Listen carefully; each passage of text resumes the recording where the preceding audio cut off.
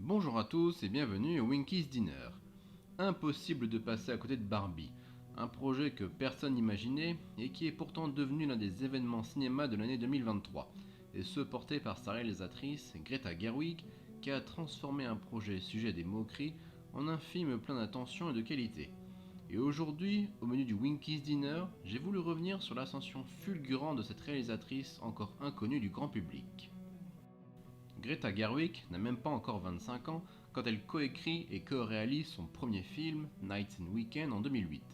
Le film ne fera pas forcément grand bruit, mais même moi je n'ai même pas eu l'occasion de le voir en fait. Mais il faudra attendre 2012 avec le film Frances A pour que Greta Gerwig se révèle véritablement. Réalisé par Noah Baumbach, qui deviendra son partenaire, et ça on y reviendra plus tard, Greta Gerwig participe au scénario et tient le rôle titre. La critique est absolument élogieuse et emballée sur Frances A. Greta Gerwig illumine l'écran dans un film pourtant noir et blanc et livre une performance tout simplement magique. Vraiment, je vous mets au défi de regarder Frances A et de ne pas succomber à son charme, à son naturel et à sa personnalité.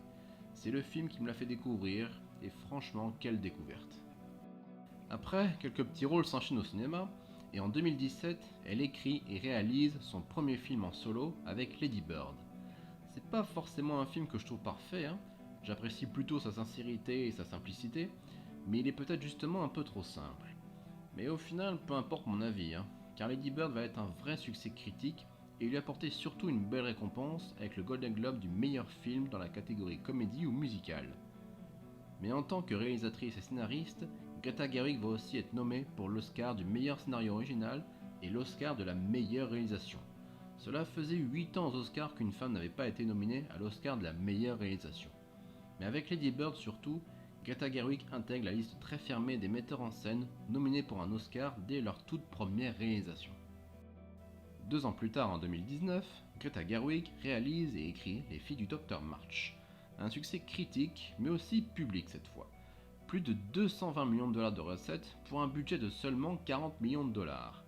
Et dès ce deuxième film, on voit déjà du progrès dans sa réalisation. Les filles du Dr March comptent sur une réinvention assez moderne du livre, un montage extrêmement soutenu aussi, et une complicité extrêmement évidente entre les actrices, dont elle était un peu leur chef d'orchestre. C'est un film supérieur en tout point à Lady Bird, et qui confirmera Greta Gerwig dans le paysage du cinéma américain indépendant.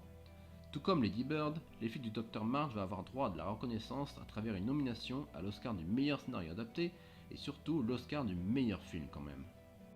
Comme je vous l'ai dit plus tôt, Greta Gerwig est en couple avec le réalisateur Noah Baumbach, un autre nom du cinéma américain indépendant.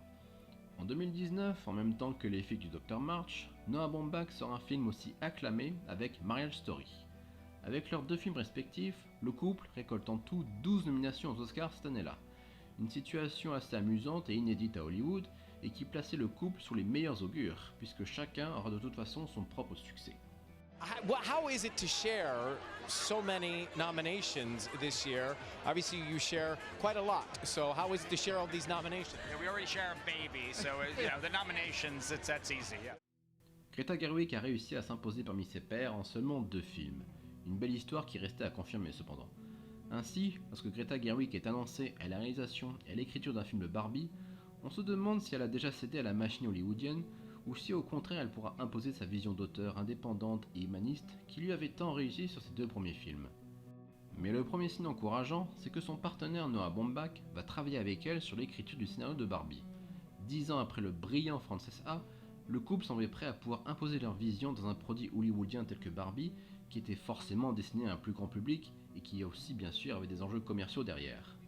Et en juillet 2023, cette réalisatrice déjà talentueuse aux commandes, suivie d'une campagne marketing assez exemplaire, sort donc le film Barbie, et c'est le méga carton au box-office, clairement.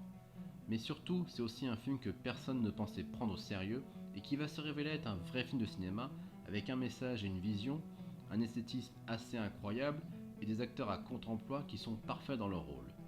Bien que le film soit forcément moins subtil et plus grand public, Greta Gerwig ne semble pas avoir sacrifié son engagement au profit des demandes, voire même des exigences du studio.